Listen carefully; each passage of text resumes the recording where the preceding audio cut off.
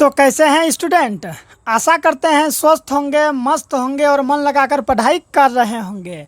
और आज की इस वीडियो में मैं आप सभी को क्लास 10th बायोलॉजी का अध्याय 5 जिसका नाम है हमारा पर्यावरण, ठीक है स्टूडेंट। ये एनसीईआरटी बायोलॉजी है। एनसीईआरटी बायोलॉजी का जो अध्याय 5 है हमारा पर्यावरण के टोटल में आप लोगों को 70 वीवीआई ऑब्जेक्टिव वन शॉट में प्रोवाइड कराने वाला हूँ, इसलिए वीडियो के अंत तक जरूर बने रहे। जैसा कि आप लोग जानते हैं कि मैं जो भी ऑब्जेक्टिव प्रश्न करवाता हूं वो एग्ज़ाम के लिए काफ़ी इंपॉर्टेंट होता है, ठीक है। जैसे कि आप लोग यहां देख भी सकते हैं कि 1 number, 2 number, 3 number, 4 number, 5 number का जो प्रश्न है स्टूडेंट ये 2025 में पूछा गया है। साथ ही साथ बाकी का जो प्रश्न है जैसे 7-8 नंबर का वो 2024 में पूछा गया है। फिर आप जैसे जैसे आगे बढ़ते जाइएगा वैसे वैसे आपको पता चलते जाएगा कि हाँ ये प्रश्न किस वर्ष पूछा गया है, ठीक है स्टूडेंट। इसलिए वीडियो के अंत तक जरूर बने रहें। और अभी तक अगर आप लोगों ने चैनल को सब्सक्राइब नहीं किया है तो चैनल को सब्सक्राइब कर लेंगे, ठीक है। तो आइए हम सभी स्टार्ट करते हैं पहला प्रश्न से। देखिए स्टूडेंट, सबसे पहला प्रश्न हम लोगों का कि निम्न में से कृत्रिम पारिस्थितिक तंत्र कौन है। पूछ रहा है कृत्रिम। कृत्रिम का अर्थ होता है कि मानव के द्वारा बनाया गया है। कृत्रिम का अर्थ क्या होता है कि मानव के द्वारा बनाया गया। तो बताइएगा कि निम्न में कौन है जो कृत्रिम पारिस्थितिक तंत्र है। बताइए, पार्क होगा, जल जीवशाला होगा, फुलबाड़ी होगा या फिर इनमें से सभी। तो इसका राइट आंसर हो जाएगा मेरे प्यारे बच्चों इनमें से सभी, क्योंकि ये जो पार्क है ये भी मानव अर्थात मनुष्य के द्वारा बनाया जाता है। जल जीवशाला ये भी मनुष्य के द्वारा, फुलबाड़ी भी मनुष्य के द्वारा बनाया जाता है, ठीक है। इसलिए ये सभी के सभी जो है ना कृत्रिम पारिस्थितिक तंत्र हो जाएगा। इसलिए इसका राइट आंसर हो जाएगा इनमें से सभी। और यह प्रश्न इतना इंपॉर्टेंट है कि 2025 में पूछा गया है, ठीक है स्टूडेंट। दूसरा नंबर का प्रश्न है कि कौन से पदार्थ का अपघटन पर्यावरण में नहीं हो सकता है। यानी कि कौन सा ऐसा पदार्थ है ये निम्न ऑप्शन में जिसका अपघटन है पर्यावरण में नहीं हो सकता है। सूखे पत्ते का अपघटन पर्यावरण में हो जाएगा, भोजन का भी हो जाएगा, मृत जीव का भी अपघटन हो जाएगा, लेकिन प्लास्टिक का अपघटन मेरे प्यारे बच्चों नहीं होगा। इसलिए इसका राइट आंसर हो जाएगा प्लास्टिक। क्या हो जाएगा मेरे प्यारे बच्चों इसका राइट आंसर प्लास्टिक, जो कि 2025 में पूछा गया है, ठीक है। तीसरा नंबर का प्रश्न बताएंगे कि सही आहार श्रृंखला है। मैं आपको पहले बता दूं कि आहार श्रृंखला क्या होता है। आप लोग कभी ना कभी सुने होंगे जो घास को खाता है कीड़ा वगैरह, कीड़ा को खा लेता है मेढक, मेढक को खा लेता है सांप और सांप को खा लेता है गिद्ध या फिर बाज। तो ये जो प्रोसेस है मेरे प्यारे बच्चों इसी को हम लोग कहते हैं खाद्य श्रृंखला कहते हैं, या फिर इसी को आहार श्रृंखला कहते हैं। या फिर आप लोगों ने कभी न कभी जरूर पढ़ा होगा या फिर सुना होगा घास को खा लेता है हिरन। कौन खा लेता है स्टूडेंट? हिरन। और हिरन को कौन खा लिया? हिरन को खा लिया बाघ या शेर। और बाघ या शेर जब मरता है तो उसे फिर घींच तीर के कौन खा लेता है? वही पक्षी वगैरह खा लेता है। फिर वो जब मरता है तो फिर भूमि में मिल जाता है। तो यही प्रक्रिया को हम लोग क्या कहते हैं? आहार श्रृंखला कहते हैं। तो वही यहाँ पर पूछा गया है कि सही आहार श्रृंखला यहाँ पर कौन है। तो बताइए स्टूडेंट, ये मछली जो है, ठीक है, यहाँ पर इस तरह से दिया है मछली, घास, गाय। क्या ये जो है ना घास क्या मछली खाएगी? हाँ, ये घास जो है घास मछली को खाता है क्या? ये तो प्रोसेस ही उल्टा है, ठीक है। अब यहाँ देखिए ये जो है घास क्या है? घास बकरी खाती है कि बकरी घास ना खाता है मेरे प्यारे बच्चों?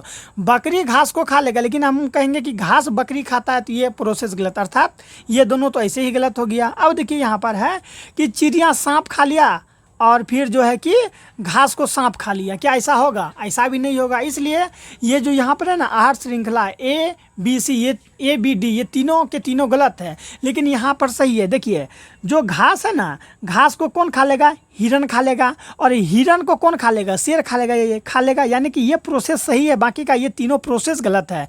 वही यहाँ पर है कि सही आहार श्रृंखला क्या है। तो सही आहार श्रृंखला ये है घास को खाई हिरन और हिरन को खा लिया शेर, ठीक है। शेर या फिर बाघ रहेगा तो भी आप उसी में टिक मारेंगे। आई होप स्टूडेंट आप लोगों को ये बायोलॉजी समझ में आ रहा होगा और मज़ा भी आ रहा होगा। इसलिए वीडियो के अंत तक जरूर बने रहें। और अभी तक अगर आप लोगों ने चैनल को सब्सक्राइब नहीं किया है तो कर लेंगे, क्योंकि सभी के सभी प्रश्न काफ़ी इंपॉर्टेंट है। आप लोग यहाँ देख सकते हैं कि सभी के सभी प्रश्न 2025 में पूछा गया है। अगला प्रश्न है कि जो पदार्थ जैविक प्रक्रम द्वारा अपघटित हो जाता है वह है क्या है मेरे प्यारे बच्चों? जो कि क्या होता है? जैविक प्रक्रम के द्वारा अपघटित हो जाता है।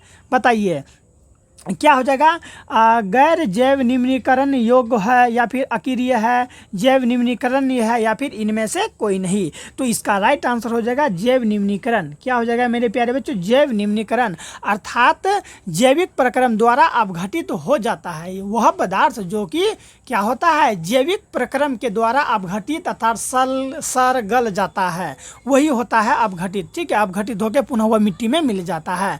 तो वो कौन सा होता है स्टूडेंट, कौन सा पदार्थ होता है, तो जैव निम्नीकरण पदार्थ होता है। ठीक है, चलिए 5वां नंबर का आप लोग जवाब देने का प्रयास करेंगे मेरे प्यारे बच्चों कि 5 नंबर का प्रश्न क्या है। यहाँ पर है कि प्राथमिक उपभोक्ता कहलाते हैं। प्राथमिक उपभोक्ता का बात जैसे ही आएगा तो समझ जाइएगा स्टूडेंट कि जो शाकाहारी जीव है वो प्राथमिक उपभोक्ता के अंतर्गत आता है, और जैसे ही तृतीय उपभोक्ता का बात आएगा तो समझ जाइएगा कि मांसाहारी का बात चल रहा है। और यहाँ पर क्या है, प्राथमिक उपभोक्ता कहलाते हैं, बताइए अपघटक, सर्वाहारी, मांसाहारी या फिर शाकाहारी। तो अभी मैंने क्या कहा कि प्राथमिक उपभोक्ता कौन कहलाएगा, शाकाहारी जो भी है वो क्या कहलाएगा, तो वो प्राथमिक उपभोक्ता कहलाएगा। वही यहाँ पर है कि प्राथमिक उपभोक्ता कहलाते हैं, तो शाकाहारी जितने भी है वो सभी के सभी प्राथमिक उपभोक्ता कहलाते हैं। ठीक है, चलिए इसी तरह से अब हम लोग 6 नंबर का प्रश्न देखेंगे कि ओजोन परत का जो है, ओजोन का आणविक सूत्र क्या होता है। ओजोन का मेरे प्यारे बच्चों आणविक सूत्र होता है O3। सूत्र याद रखेंगे, काफ़ी इंपॉर्टेंट है।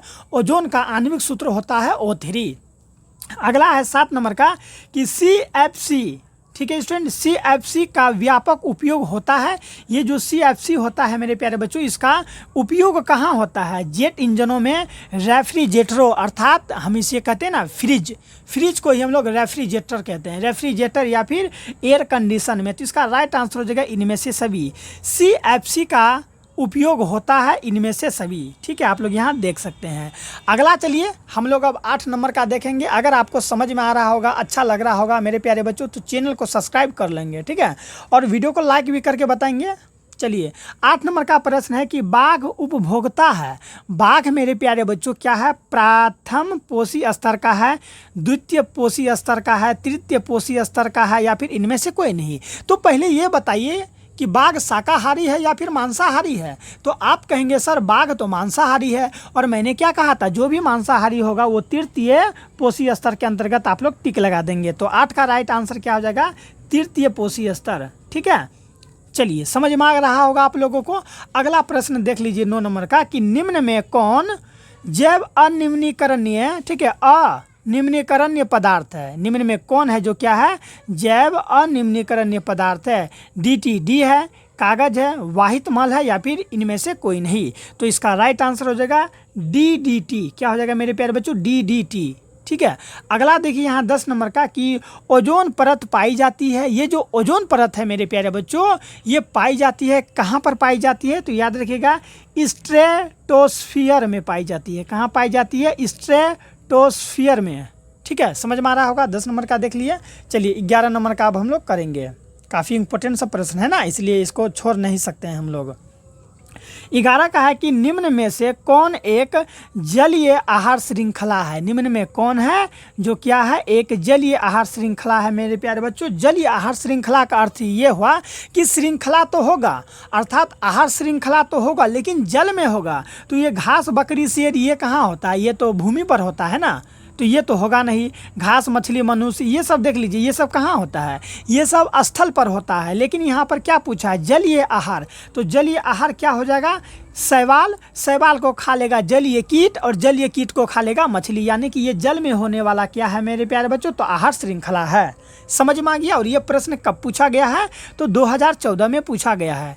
ठीक है, चलिए अगला देख लेते हैं। 12 नंबर का प्रश्न क्या है, काफ़ी इंपॉर्टेंट है कि निम्नांकित में से किसे आप उपभोक्ता की श्रेणी में रखेंगे। हम आपसे पूछ रहे हैं स्टूडेंट, आप लोग जब ये चैप्टर पढ़े होंगे ना तो आप लोग खुद जवाब दे पाएंगे कि निम्न में से किसे आप जो है कि उपभोक्ता की श्रेणी में रखेंगे। हरे पौधों को रखेंगे, नील हरित शैवाल को, फूल और पत्ते को या फिर जंगली जानवर को रखेंगे मेरे प्यारे बच्चों, तो इसका राइट होगा जंगली जानवर को। ठीक है, जंगली जानवर को उपभोक्ता की श्रेणी में रखेंगे, क्योंकि ये किसी भी चीज़ का उपभोग कर लेता है। क्या कर लेता है? उपभोग कर लेता है।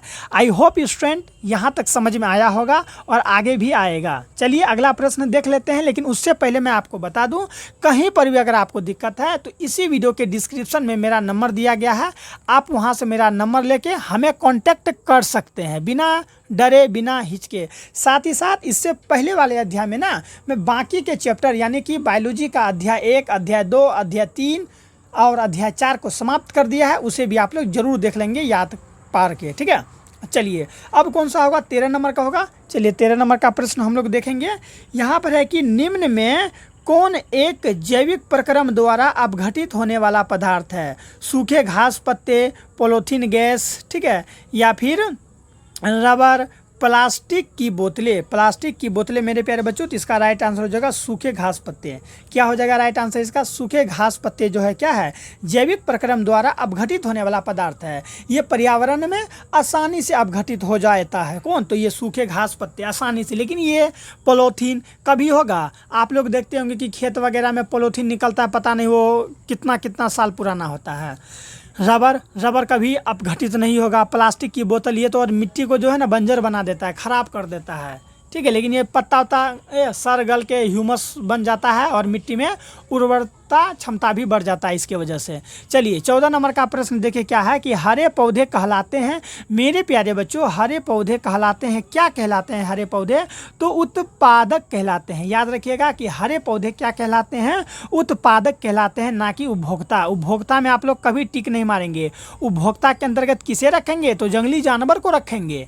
समझ में आ गया? और अपघटक जो किसी भी चीज़ को अपघटक कर देता है, ठीक है, सड़ा गला के उसको क्या कर देता है? मिट्टी में मिला देता है, वो होता है। और आहार श्रृंखला आप तो जान ही रहे हैं कि मेढक को कौन खाया? ये घास को खाया कौन? कीड़ा, कीड़ा को खाया मेढक, मेढक को खाया सांप, सांप को खा लिया चील, चील जानते हैं ना, चील वगैरह जो होता है गिद्ध, वो खा लिया। और वो जब मरा गला तो फिर अपघटित होकर मिट्टी में मिल गया, फिर उसी से घास बन गया।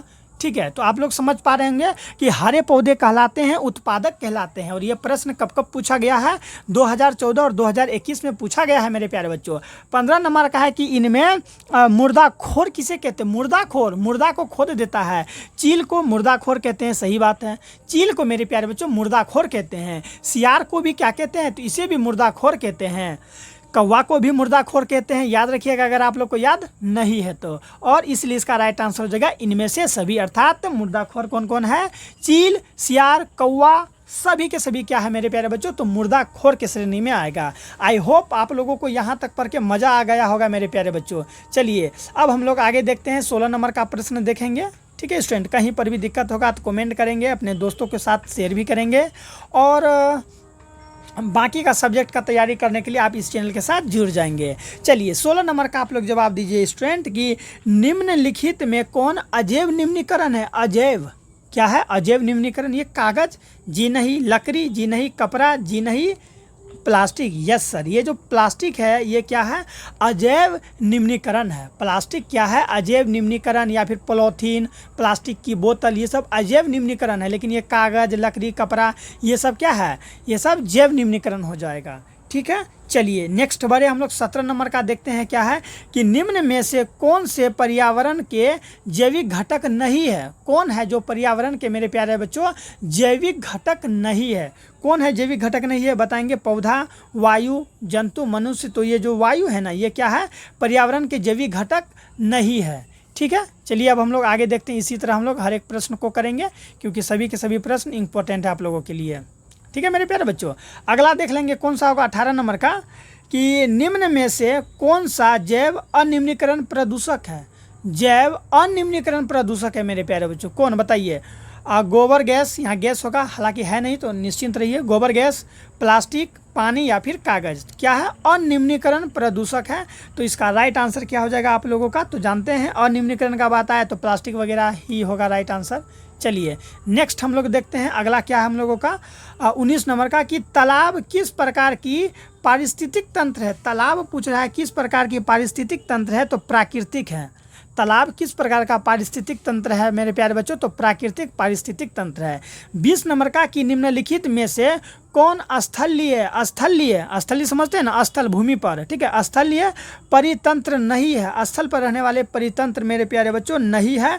तो इसका राइट आंसर हो जाएगा एक्वेरियम। एक्वेरियम के बारे में आप लोग जानते हैं, आप लोग फिल्म वगैरह में देखे होंगे कि एक इस तरह का बॉक्स होता है, ठीक है, और इसके अंदर मछली रहती है। मछली को देखे होंगे आप, इसके अंदर जो मछली रहती है उसे ही हम लोग क्या कहते हैं? एक्वेरियम कहते हैं। और एक्वेरियम क्या है? तो ये पारिस्थितिक तंत्र नहीं है, स्थलीय पारिस्थितिक तंत्र नहीं है एक्वेरियम। अब एक्वेरियम आप लोग समझ गए होंगे, अगर समझ गए हैं तो कमेंट करके बताइएगा कि यस सर समझ में आ गया, आप किसके बारे में बात कर रहे हैं। 21 नंबर का जवाब देंगे हम लोग, क्या होता है कि CFC का अर्थ होता है मेरे प्यारे बच्चों क्लोरोफ्लोरोकार्बन। CFC का विस्तार रूप क्या है या फिर CFC का फुल फॉर्म क्या है? तो क्लोरोफ्लोरोकार्बन। कभी भूलेंगे नहीं मेरे प्यारे बच्चों, याद रखेंगे। चलिए 22 नंबर का बताइए कि मृत शरीर अर्थात मरा हुआ शरीर मेरे प्यारे बच्चों, मृत शरीर को पचाने वाला जीवों को क्या कहते हैं? बताएंगे आप लोग क्या कहते हैं? तो अपघटक जीव कहते हैं। जो मरा हुआ शरीर होता है, चाहे वो मनुष्य का हो, चाहे वो पशु पक्षी किसी का भी हो, उसे क्या कर देता है मेरे प्यारे बच्चों? तो पचा देता है। कौन? अपघटक जीव। कौन जीव? अपघटक जीव। आई होप समझ में आ गया होगा और आप लोग समझ भी गए होंगे। इसीलिए कई बार क्या होता है कब्रिस्तान वगैरह में जहाँ पर लाश को दफना दिया जाता है, हालांकि हिंदू धर्म में तो लाश को जलाते भी हैं और दफनाते भी हैं, तो जिस लाश को आप लोग देखे होंगे कि उसको ज़मीन के अंदर गाड़ दिया और कई महीनों क्या आप लोग 1 से 2 सप्ताह के बाद जाकर उस बॉडी को चेक कीजिएगा तो ये काफ़ी सड़ा हुआ मिलेगा आपको, क्योंकि अपघटक जीव उसे क्या कर देता है? अपघटित कर देता है मेरे प्यारे बच्चों। समझ में आ रहा है ना? उसे क्या कर देगा? अपघटित कर देगा। अगला प्रश्न है कि वनों की अधिक कटाई का परिणाम होगा, अगर हम लोग ज़्यादा से ज़्यादा वन को काटे तो इसका क्या प्रभाव होगा? कम वर्षा होगा। सही बात है। अगर आप लोग अधिक से अधिक पेड़ पौधा को काटते हैं ना तो इसका प्रभाव ये पड़ेगा कि कम वर्षा होगा। नेक्स्ट है भूस्खलन, मिट्टी कट कट के गिरने लगेगा मेरे प्यारे बच्चों, भूमि अपरदन तथा बाढ़ की समस्या भी होगा। इसलिए इसका राइट आंसर हो जाएगा उपयुक्त सभी। 2026 के लिए मेरे प्यारे बच्चों, कब के लिए? 2026 के लिए सभी प्रश्न काफ़ी इंपॉर्टेंट हैं, ठीक है। चलिए, अगर अभी तक आप इस वीडियो को देख रहे हैं तो इसका मतलब आप पढ़ाई में इंटरेस्ट रख रहे हैं और तभी ही देख रहे हैं, नहीं तो कितना इस वीडियो को देखते ही 1 2 3 हो जाता है। चलिए, हालांकि उन स्टूडेंट में आप नहीं है। 24 नंबर का बताएंगे क्या है कि जैव वातावरण में शामिल है मेरे प्यारे बच्चों। जैव वातावरण में क्या शामिल है? तो याद रखेंगे जैव वातावरण में क्या शामिल है? जंतु, पौधे तथा मनुष्य। ये किस में शामिल है? जैव वातावरण में शामिल है। अगला आप लोग देखेंगे 25 नंबर का कि वैसे जीव जो पौधे एवं जंतु दोनों का भक्षण करते हैं। वैसे जीव जो किसका पौधे का भी तथा जंतुओं का भी भक्षण कर लेते हैं, उसे क्या कहते हैं? मांसाहारी तो उसे कहते हैं जो केवल मांस खाता है। शाकाहारी तो उसे कहते हैं जो केवल ये सब खाता है, ठीक है, यानी कि मांस वगैरह नहीं खाता है, ऐसे नॉर्मली फल फूल खाता है, उसे शाकाहारी कहते हैं। जो मैं भी हूँ स्टूडेंट, मैं मांस मछली नहीं खाता हूँ। और सर्वभक्षी किसे कहते हैं? जो मांस को भी खा लेगा, शाकाहारी भोजन को भी खा लेगा, मांसाहारी भोजन को भी खा लेगा, उसे ही हम लोग क्या कहते हैं? सर्वभक्षी कहते हैं स्टूडेंट। और आज के ज़माना का जो मनुष्य है वो सर्वभक्षी बनते जा रहा है। ये मुर्गा दे रहा है, अंडा दे रहा है, चबा रहा है, खा रहा है मज़ा से, रोटी के साथ, चावल के साथ। क्या उसका जान नहीं है? चलिए हटाइए, इस पर मैं क्या बात करूं। कहिएगा कि सर चिकन मेरा फेवरेट है, इस पर आप कुछ नहीं बोलिए, नहीं तो हम दूसरा वीडियो देखने लगेंगे। क्या स्टूडेंट? चलिए, अब हम लोग देखते हैं 26 नंबर का कि जीवाणु एवं कवक कहलाते हैं। जीवाणु और कवक क्या कहलाते हैं? बताएंगे आप लोग। जीवाणु और कवक क्या कहलाते हैं? तो अपघटक कहलाते हैं। जीवाणु और कवक क्या कहलाते हैं मेरे प्यारे बच्चों? तो अपघटक कहलाते हैं, क्योंकि ये किसी भी चीज़ को अपघटित कर देता है। क्या कर देता है? अपघटित। अगला है 27 नंबर का, देखेंगे और सही जवाब देने का प्रयास करेंगे आप लोग मेरे प्यारे बच्चों। 27 का कि सौर ऊर्जा, कौन सा ऊर्जा? सौर ऊर्जा जीवमंडल में निम्न में से किसके द्वारा प्रवेश करती है? किसके द्वारा प्रवेश करती है? हरे पौधों के द्वारा, जंतु के द्वारा, कवक के द्वारा या फिर बैक्टीरिया के द्वारा, ठीक है। तो इसका राइट आंसर हो जाएगा हरे पौधों के द्वारा, ठीक है। जैव ऊर्जा, समझिए यहाँ की सौर ऊर्जा जीवमंडल में निम्न में से किसके द्वारा प्रवेश करती है? तो हरे पौधों के द्वारा प्रवेश करती है। अगला देख लेते हैं 28 नंबर का प्रश्न क्या है।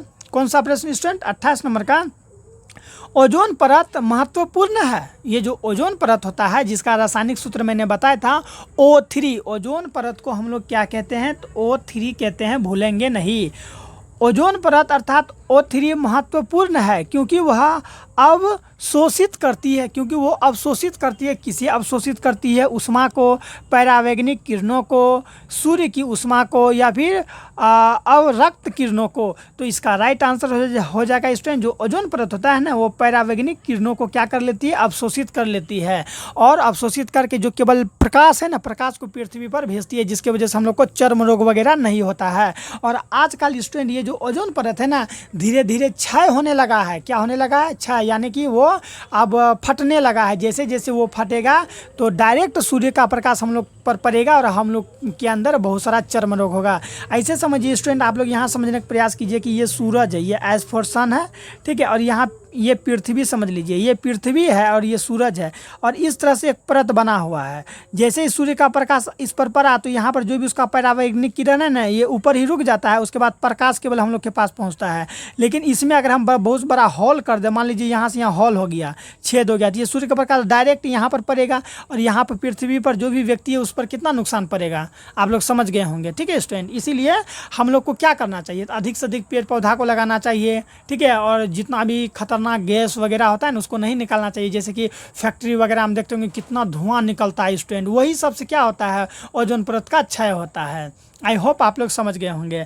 अगला है कि प्रत्येक, यहाँ देखिए आप लोग 29 नंबर का स्टूडेंट, की प्रत्येक पारितंत्र होता है, कैसा होता है? गतिशील तंत्र होता है, प्रगतिशील तंत्र होता है, अस्थायी तंत्र होता है, या फिर गत्यात्मक तंत्र होता है। तो 29 का हो जाएगा ऑप्शन नंबर डी, गत्यात्मक तंत्र होता है। प्रत्येक पारितंत्र होता है, गत्यात्मक तंत्र होता है। 29 का समझ में आ गया। चलिए 30 नंबर का हम लोग देखते हैं क्या है। निम्न में कौन पारिस्थितिक तंत्र में अधिकतम संख्या में मौजूद है? पारिस्थितिक तंत्र में क्या है मेरे प्यारे बच्चों? अधिकतम संख्या में, यानी कि अधिक से अधिक संख्या में मौजूद है। उत्पादक है, या शाक भक्षी है, मांस भक्षी है, या फिर सर्वभक्षक है मेरे प्यारे बच्चों। तो इसका राइट आंसर हो जाएगा उत्पादक जो है वो क्या है? पारिस्थितिक तंत्र में अधिक से अधिक क्या है? मौजूद है। और उत्पादक हम लोग किसे कहते हैं और कौन सी आएगा इसके अंतर्गत? तो वही आएगा पेड़ पौधा ये सब। ठीक है, चलिए 31 नंबर का जवाब देंगे आप लोग और बताएंगे कमेंट करके कि क्या समझ में आ रहा है कि नहीं। चलिए 31 नंबर का है कि पारितंत्र के जैविक, ठीक है मेरे प्यारे बच्चों, पारितंत्र के जैविक घटकों की श्रेणियां निम्न में से कौन है? निम्न में से कौन है मेरे प्यारे बच्चों? तो ये सभी है, अर्थात उत्पादक भी है, उपभोक्ता भी है, अपघटक भी है। इसलिए हम लोग जाएंगे ऑप्शन नंबर डी से, इनमें से सभी हो जाएगा।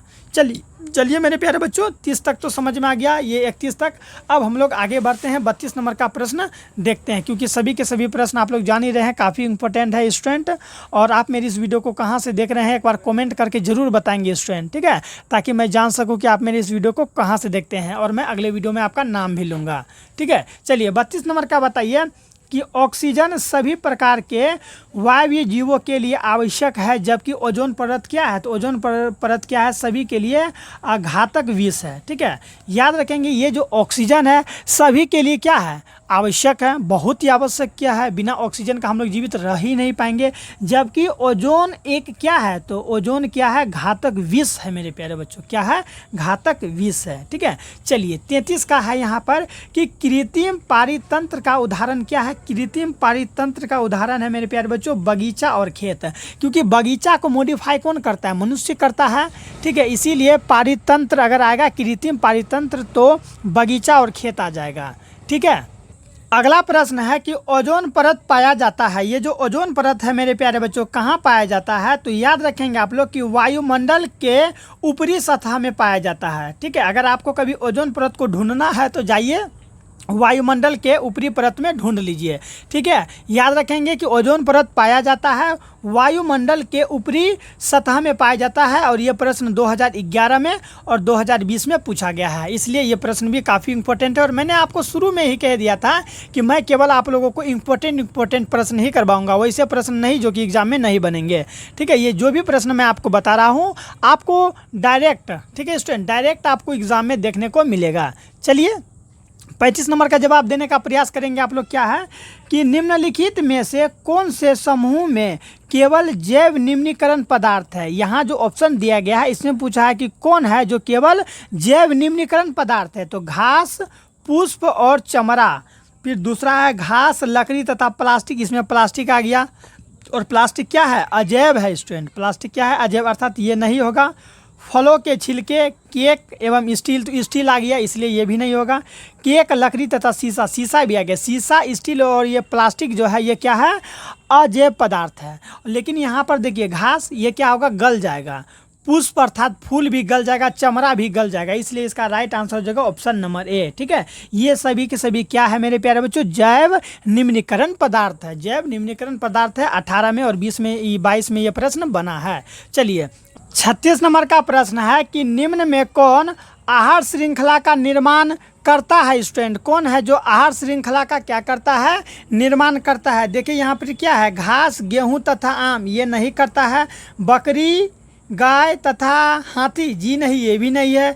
घास, मछली तथा बकरी, देखिए घास को बकरी तो खा लेगी लेकिन मछली नहीं खा पाएगा, इसलिए ये नहीं होगा। इसमें देखिए घास को क्या गेहूं खाएगा कि आम खाएगा, इसलिए ये भी नहीं होगा। यहाँ पर बोला कि आहार श्रृंखला का निर्माण करती है। यहाँ पर है कि ये जो गाय है, क्या गाय बकरी को खाता है? ऐसा नहीं ना होता है। हाथी क्या बकरी को खाता है? नहीं होता ऐसा। लेकिन यहाँ पर देखिए घास, बकरी, बिल्कुल घास को बकरी भी खाती है और घास को मानव भी खाता है, इसलिए इसका राइट आंसर हो जाएगा ऑप्शन नंबर बी, घास। यहाँ देखिए दिया है ना, डैश दे के दिया है ना, कोमा दे के, घास, बकरी तथा मानव, अर्थात घास को बकरी भी खा लेगी और मानव भी खा लेगा। चलिए अगला देखिए 37 नंबर का प्रश्न क्या है कि निम्न में से कौन पर्यावरण मित्र व्यवहार कहलाते हैं? तो याद रखिएगा उपयुक्त सभी, ये सभी के सभी जो है ना क्या कहलाते हैं? पर्यावरण मित्र का व्यवहार कहलाते हैं। जैसे कि समझिए बाजार जाते समय सामान के लिए कपड़े का थैला ले जाना, अगर आप ऐसा कर रहे हैं तो काफ़ी अच्छा है, आप पर्यावरण का ध्यान रख रहे हैं। ठीक है, क्योंकि कपड़ा का थैला क्या होगा? अगर आप कहीं फेंक भी देते हैं, ठीक है, काम खत्म होने के बाद फेंक भी देते हैं तो वो पर्यावरण में गल जाएगा और गलेगा तो पर्यावरण को नुकसान नहीं होगा। दूसरा है कि कार्य समाप्ति पर लाइट तथा पंखे का स्विच बंद कर देना, ये भी क्या है? पर्यावरण मित्र व्यवहार कर रहे हैं आप लोग। अगला है कि माँ द्वारा विद्यालय छोड़ने की बजाय तुम्हारा विद्यालय तक पैदल जाना, क्या है? ये सभी सब क्या है? ये सभी के सभी पर्यावरण मित्र व्यवहार है स्टूडेंट। ठीक है, आपकी मम्मी आपको नहीं छोड़ेगी, आप खुद से चल जाएंगे पैदल, ठीक है, ताकि आपको मम्मी को परेशानी नहीं हो। ये सभी के सभी एक अच्छा व्यवहार भी है स्टूडेंट के लिए, साथ साथ हर एक मानव के लिए ये एक अच्छा व्यवहार है और इसी को हम लोग कहते हैं पर्यावरण मित्र व्यवहार। क्या कहते हैं? पर्यावरण मित्र व्यवहार। आई होप आप लोग समझ पा रहे होंगे पर्यावरण मित्र व्यवहार किसे कहते हैं। चलिए 38 का है कि जीव मंडल में ऊर्जा का एकमात्र स्रोत क्या है? जीव मंडल में ऊर्जा का एकमात्र स्रोत क्या है मेरे प्यारे बच्चों? तो सूर्य का प्रकाश। सूर्य का प्रकाश ही है जीव मंडल में जो कि ऊर्जा का एकमात्र क्या है? तो ऊर्जा का एकमात्र क्या है मेरे प्यारे बच्चों? तो स्रोत है। ठीक है, चलिए अब हम लोग कौन सा प्रश्न देखेंगे? 39 नंबर का देखेंगे। यहाँ पर देखिए है ना 39 का कि घास स्थली, क्या है? घास स्थली पारितंत्र में उत्पादक है किसका? घास का, कीड़े का, हिरण का या फिर जंगल का? फिर से समझिए कि घास स्थली पारितंत्र में उत्पादक है। उत्पादक क्या है मेरे प्यारे बच्चों? तो घास है। क्या है? घास है। ठीक है, चलिए 40 का जवाब देंगे कि ओजोन के अणु, ठीक है, ओजोन परत तो होता है ना, मैंने बताया था ना ओजोन का सूत्र क्या होता है? O3। ओजोन के अणु में ऑक्सीजन के कितने परमाणु होते हैं? ऑक्सीजन के कितने परमाणु होते हैं? तो मैंने आपको शुरू में बताया था, ठीक है, कि 3 होता है। कितना होता है? O3 अर्थात 3 होता है। चलिए अब कौन सा देखेंगे मेरे प्यारे बच्चों? तो 41 का जवाब देंगे कि अपघटक का उदाहरण है। अपघटक का मेरे प्यारे बच्चों क्या उदाहरण है? तो कवक को हम लोग अपघटक का उदाहरण कहेंगे। ठीक है, बाघ, बकरी, हरे पौधे ये किसी चीज़ का अपघटित नहीं करता है, सराता गलाता नहीं है। 42 का है कि चिपको आंदोलन का मुख्य उद्देश्य संरक्षित करना था। संरक्षित करना था मिट्टी को, वृक्षों को, जलों को या फिर बिजली को। तो चिपको आंदोलन का मुख्य उद्देश्य क्या था? ज्योग्राफी में भी मैंने आप लोगों को पढ़ाया था कि चिपको आंदोलन का मुख्य उद्देश्य था वृक्ष को बचाना। ठीक है, वृक्ष को कटने से बचाना, जिसका नेतृत्व सुंदरलाल बहुगुणा जी ने किए थे। ठीक है, कौन किए थे स्टूडेंट? सुंदरलाल बहुगुणा जी ने। अगर इस पर आप लोग वीडियो नहीं देखे हैं या फिर चिपको आंदोलन क्या होता है अगर आप लोग नहीं जानते हैं तो जो है ना मैंने इस पर वीडियो बना दिया है, आप लोग ज़रूर देख लीजिएगा। आप केवल सर्च कीजिए यूट्यूब पर कि चिपको आंदोलन विजय स्टडी पॉइंट। ठीक है, चिपको आंदोलन विजय स्टडी पॉइंट, देखिए वहाँ पर मेरा वीडियो आ जाएगा, आप लोग वहाँ से समझ लेंगे। 43 का है कि निम्नलिखित में कौन सा प्राकृतिक पारिस्थितिक तंत्र है, कौन है जो प्राकृतिक पारिस्थितिक तंत्र है? तो मैंने शायद पहले कहा था कि ये जो तालाब है ना, तालाब को क्या कहते हैं मेरे प्यारे बच्चों? पारिस्थितिक तंत्र कहते हैं। लेकिन अगर हम लोग चले तो जंगल में होगा इसका राइट आंसर। ठीक है, पीछे मैंने ये बताया था ना, तालाब वहाँ था। ठीक है, लेकिन यहाँ पर हम लोग जंगल चलेंगे क्योंकि ऑप्शन के अकॉर्डिंग हम लोग को सही करना होता है। तो 43 का राइट आंसर हो जाएगा ऑप्शन नंबर डी। ये जो जंगल है ये क्या है? प्राकृतिक पारिस्थितिक तंत्र है। ठीक है, जंगल से आप लोग चलेंगे। अगला देखिए यहाँ पर क्या है 44 का, कि कौन सी गैस वैश्विक ऊष्मा के लिए उत्तरदायी है? कौन सा गैस है जो किसके लिए? वैश्विक ऊष्मन, ठीक है, ऊष्मन के लिए उत्तरदायी है? कार्बन डाइऑक्साइड, ऑक्सीजन, नाइट्रोजन या फिर इनमें से कोई नहीं? तो कार्बन डाइऑक्साइड। और आप लोग एक चीज़ को याद भी रखेंगे स्टूडेंट, ये कार्बन डाइऑक्साइड ना भारी के साथ साथ गर्म गैस है। कार्बन डाइऑक्साइड क्या है? भारी के साथ साथ गर्म गैस है। मैं आपको बताऊं, आप लोग कभी ना कभी कोचिंग स्कूल में टीचर्स डे जरूर बनाए होंगे। तो आप लोग जब टीचर डे मनाते हैं या फिर कभी भी हैप्पी बर्थडे मनाते होंगे तो उस रूम में, यानी कि कोई भी रूम में क्या करते हैं? बैलून मुंह से फूंक फूंक के पूरे लगा देते हैं। उसके बाद जब केक कटता है, चाहे टीचर के द्वारा कटे चाहे आप किसी का बर्थडे मना रहे हैं तब अगर काट रहे हैं तो क्या होता है? सब बैलून एक साथ फूटता है। फूटने के बाद उसके अंदर जो भी आप फूंक फूंक के कार्बन डाइऑक्साइड को भरे हैं वो एक साथ पूरे रूम में क्या हो जाता है? छा जाता है, जिसकी वजह से आपको देखिएगा कितना गर्मी लगेगा, पूरे पसीना पसीना हो जाएगा, पंखा चलेगा फिर भी, क्योंकि कार्बन डाइऑक्साइड एक गर्म गैस है और वो भारी होने की वजह से वो जल्दी निकल भी नहीं पाता, इसलिए आपको काफ़ी समय तक गर्म लगते रहेगा। ठीक है, इसीलिए याद रखेंगे कि ये कार्बन डाइऑक्साइड कौन सा गैस है? तो एक ऊष्मन गैस है, यानी कि वही गर्म गैस ऐसे कह सकते हैं। ठीक है, चलिए 45 का देखिए और 45 का जवाब देने का प्रयास करेंगे स्टूडेंट कि ओजोन परत, कौन सा परत मेरे प्यारे बच्चों?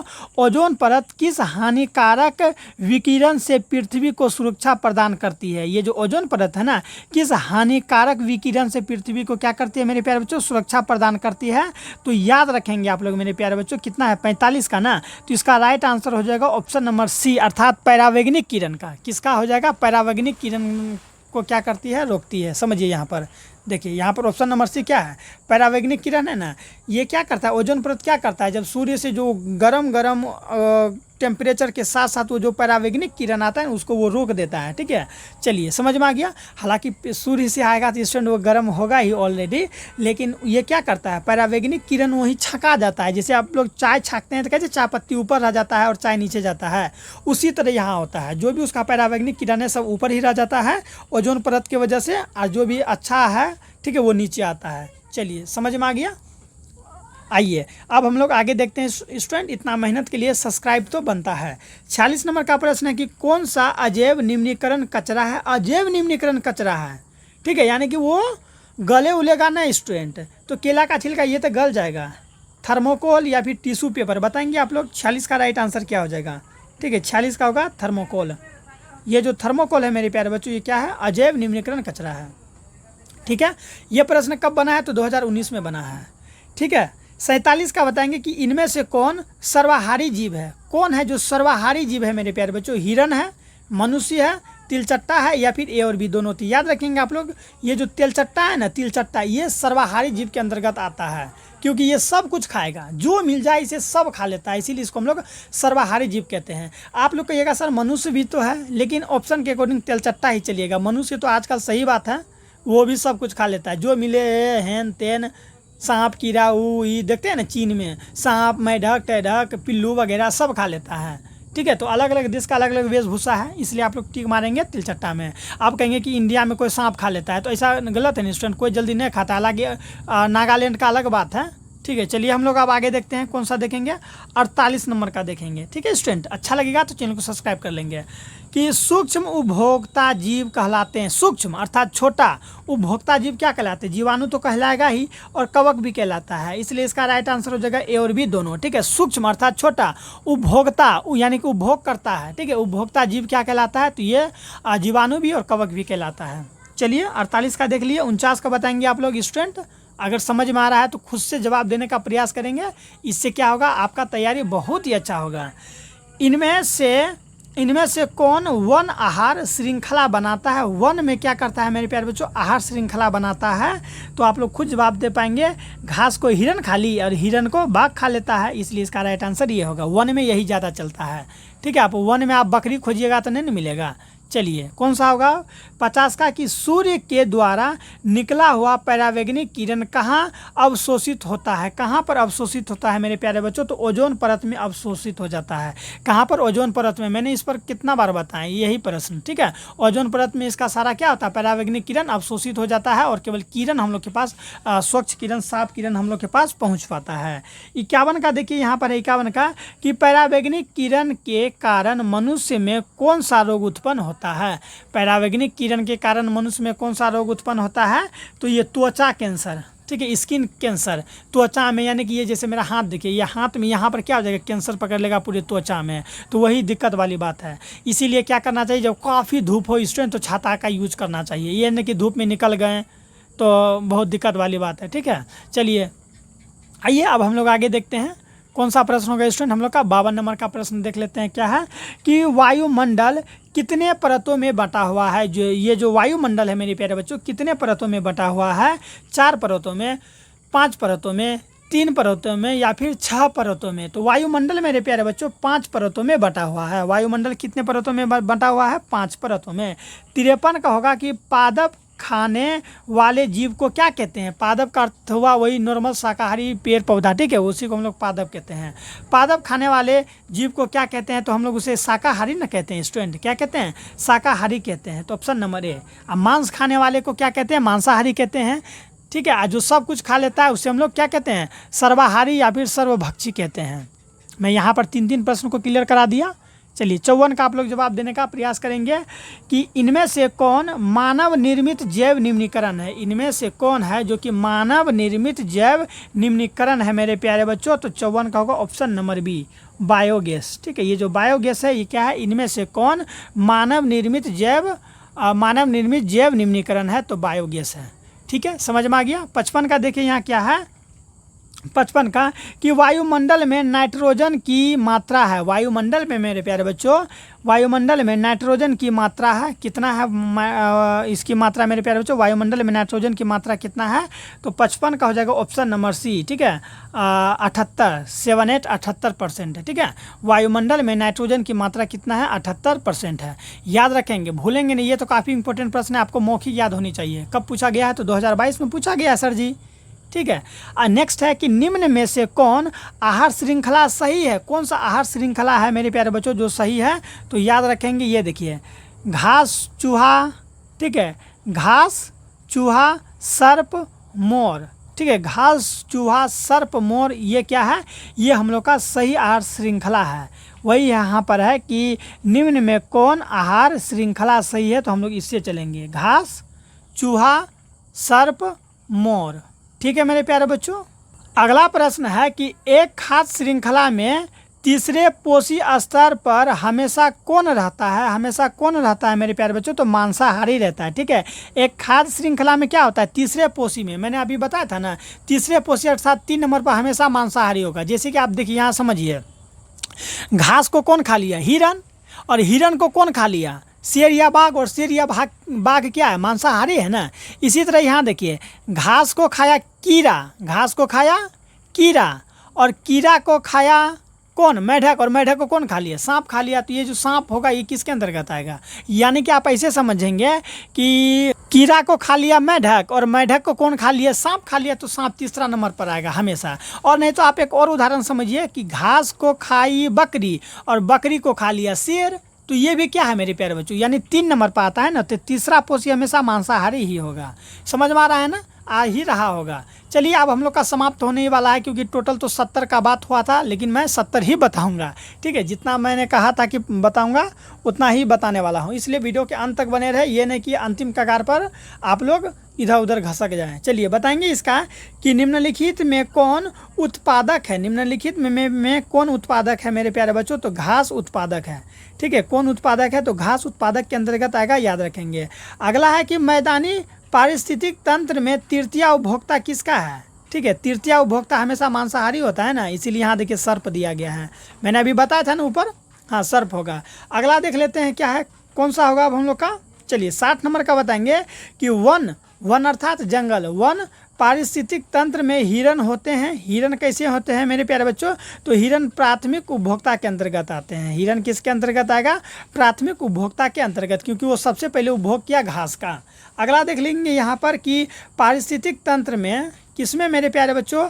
पारिस्थितिक तंत्र में ऊर्जा का प्रवाह होता है। ऊर्जा का प्रभाव कैसा होता है? तो एक दिशीय होता है। ठीक है, पारिस्थितिक तंत्र में ऊर्जा का प्रभाव कैसा होता है? तो एक दिशीय होता है स्टूडेंट। चलिए, तो इस तरह से हम लोगों ने 60 नहीं बल्कि 61 प्रश्न को समाप्त कर लिए। टोटल 70 प्रश्न देखेंगे स्टूडेंट। वीडियो के अंत तक बने रहे, अब हम लोग का समाप्त होने ही वाला है। ठीक है स्टूडेंट, चलिए आप लोग कमेंट करके बताएंगे कि समझ में आया या फिर नहीं आया, कहीं दिक्कत है या फिर कोई परेशानी है मेरे प्यारे बच्चों, कमेंट करके बताएंगे। 62 का चलिए जल्दी जल्दी देख ही लेते हैं इसे हम लोग कि एक आहार श्रृंखला में शाकाहारी, ठीक है, शाकाहारी से निर्माण होता है। शाकाहारी से मेरे प्यारे बच्चों किसका निर्माण होता है? तो द्वितीय पोषी स्तर का निर्माण होता है। शाकाहारी से किसका निर्माण होता है? तो द्वितीय पोषी स्तर का। नेक्स्ट है कि निम्नलिखित में कौन सा समूह जैव निम्नीकरण पदार्थ का है? जैव निम्नीकरण पदार्थ का है मेरे प्यारे बच्चों तो फलों के छिलके, गोबर और पेपर, ये सभी के सभी क्या होगा? आसानी से गल उल जाएगा। नेक्स्ट है 64 का कि सभी हरे पौधे होते हैं। सभी हरे पौधे मेरे प्यारे बच्चों क्या होते हैं? तो स्वपोषी होते हैं। वे अपना भोजन स्वयं बनाते हैं। स्वपोषी परपोषी मैंने आप लोग को जैव प्रक्रम में क्लियर करा रखा है। ठीक है, चलिए 65 का जवाब देने का प्रयास करेंगे कि कौन सी गैस ओजोन परत में छेद के लिए उत्तरदायी है? कौन सा गैस है जो कि ओजोन परत में क्या है? छेद के लिए मेरे प्यारे बच्चों उत्तरदायी है। बताएंगे हाइड्रोजन है, नाइट्रोजन है, या क्लोरोफ्लोरोकार्बन है, या फिर मीथेन है। तो ओजोन परत में जो आज क्षय हो रहा है ना, इसका सबसे बड़ा रीजन क्या हो जाएगा मेरे प्यारे बच्चों? क्लोरोफ्लोरोकार्बन। यहाँ देखिए ऑप्शन नंबर सी क्लोरोफ्लोरोकार्बन अर्थात CFC है। समझ में आया कि नहीं आया? आज के ज़माना में आप लोग देखते होंगे क्या हो रहा है? ओजोन परत का क्षय हो रहा है। तो ओजोन परत का क्षय का सबसे बड़ा कारण क्या है मेरे प्यारे बच्चों? CFC chlorofluorocarbon. आई होप आप लोग समझ गए होंगे। घबराएंगे नहीं स्टूडेंट, बीच में लाइट कट जाता है तो थोड़ा मैनेज करना होता है। ठीक है, कोई बात नहीं, आप लोग को दिक्कत नहीं आया होगा, उम्मीद है। अगला प्रश्न है 66 का कि चिपको आंदोलन किससे संबंधित है? चिपको आंदोलन में क्या होता था? बताए थे आप लोगों को ना। चिपको आंदोलन में क्या होता था? जब पेड़ को काटने के लिए कोई जाता था ना, तो वहाँ की जो महिलाएं थी वो क्या करता था? वृक्ष के चारों ओर हाथ पकड़ के घेरा लगा लेती थी। बोलती थी कि हम कटने नहीं देंगे वृक्ष को, पहले मुझे काटो तब वो कटेगा। वही होता था चिपको आंदोलन। विस्तार से पढ़ना है तो आप सर्च मारिए कि चिपको आंदोलन बाय विजय सर, ठीक है, या फिर चिपको आंदोलन विजय स्टडी पॉइंट। तो 66 का है कि चिपको आंदोलन किससे संबंधित है? वन संरक्षण से, मृदा संरक्षण से, जल संरक्षण से, वृक्षारोपण से। तो वन संरक्षण से मेरे प्यारे बच्चों, ताकि वन बच सके। क्या बच सके मेरे प्यारे बच्चों? वन बच सके। ठीक है, 66 का क्या हो गया मेरे राइट आंसर आप लोगों का? ऑप्शन नंबर ए हो गया। ठीक है स्टूडेंट, ऑप्शन नंबर ए। चलिए आगे देखिए, यहाँ क्या है कि निम्नलिखित में किसे, ठीक है स्टूडेंट, निम्नलिखित में किसके कारण अम्ल वर्षा होता है? अम्ल वर्षा पूछ रहा है किसके कारण होता है? तो SO2 के कारण होता है अम्ल वर्षा। ठीक है, अम्ल वर्षा काफ़ी खतरनाक होता है और यही अम्ल के वर्षा की वजह से ताजमहल का सुंदरता घट गया। अगला प्रश्न है कि पारिस्थितिक तंत्र में ऊर्जा का स्रोत है। पारिस्थितिक तंत्र में ऊर्जा का स्रोत क्या है? तो सूर्य प्रकाश है। सूर्य के प्रकाश की वजह से ही पारिस्थितिक तंत्र में ऊर्जा की प्राप्ति होता है स्टूडेंट। और ये प्रश्न 2021 में और 2022 में पूछा गया, लगातार 2 साल पूछा गया है। इंपॉर्टेंट सब प्रश्न है। ठीक है, अगला प्रश्न है कि निम्नलिखित में कौन पर्यावरण के अंतर्गत आते हैं? कौन है मेरे प्यारे बच्चों जो पर्यावरण के अंतर्गत आते हैं? तो आप लोग याद रखेंगे कि स्थल मंडल पर्यावरण के अंतर्गत आते हैं, सही बात है। वायुमंडल सही बात है। जलमंडल सही बात है। इसलिए इसका राइट आंसर हो जाएगा इनमें से सभी के सभी क्या है? पर्यावरण के अंतर्गत आते हैं। 70 का है कि एक वन पारिस्थितिक तंत्र में कितने पोषी स्तर होते हैं? एक वन पारिस्थितिक तंत्र में कितने पोषी स्तर होते हैं? 1, 2, 3 या फिर 4। तो 70 का हो जाएगा ऑप्शन नंबर डी 4। क्या हो जाएगा मेरे प्यारे बच्चों? 4। एक वन पारिस्थितिक तंत्र में कितने पोषी स्तर होते हैं? तो 4 पोषी स्तर होते हैं। चलिए समाप्त होने ही वाला है। मात्र 2 प्रश्न स्टूडेंट, 2 प्रश्न। जल्द से जल्द चैनल को सब्सक्राइब कर लें अगर अभी तक नहीं करे हैं। लेकिन मैं आपसे आशा करता हूं कि अगर आप लोग यहाँ तक वीडियो देखे हैं तो आप चैनल को सब्सक्राइब पहले ही कर लिए होंगे। क्या मैं सही बोला या गलत? कमेंट करके बताइएगा। 71 नंबर का है कि पारिस्थितिक तंत्र में ऊर्जा का प्रभाव होता है। पारिस्थितिक तंत्र में ऊर्जा का प्रभाव होता है मेरे प्यारे बच्चों, एक दिशीय होता है। ठीक है, एक ही दिशा की ओर होता है। अंतिम प्रश्न है स्टूडेंट इस चैप्टर का। ठीक है। उसके बाद हम लोग का एक चैप्टर बचेगा प्राकृतिक संसाधन का प्रबंधन, उसके बाद हम लोग का ये बायोलॉजी समाप्त हो जाएगा। और इससे पहले वाले वीडियो में ना मैं बाकी के history, geography, political, economics, Hindi, काव्यखंड हिंदी, आपदा प्रबंधन, ठीक है, सभी के सभी समाप्त कर दिए हैं। वर्णिका वगैरह जितना भी ऑब्जेक्टिव है सब समाप्त कर दिए हैं। तो ऑब्जेक्टिव के लिए आपको इस चैनल से ही जुड़ना है, ठीक है। चलिए अगला है कि वायुमंडल में CO2 का प्रतिशत क्या है। वायुमंडल अर्थात आप लोग जान ही रहे वायुमंडल, पर्यावरण। वायुमंडल में CO2 का प्रतिशत अर्थात कार्बन डाइऑक्साइड का प्रतिशत मेरे प्यारे बच्चों कितना है, तो याद रखेंगे 0.003% है। याद रखेंगे आप लोग कि दशमलव के बाद वाली संख्या को एक एक करके पढ़ा जाता है, ठीक है। कैसे पढ़ा जाता है, एक एक करके, जैसे कि 0.003%, ये क्या है, वायुमंडल में CO2 का प्रतिशत है, ठीक है। स्टूडेंट मिलते हैं नेक्स्ट वीडियो में, अपना ख्याल रखिएगा। कैसा लगा वीडियो कमेंट करके जरूर बताएंगे। बाय।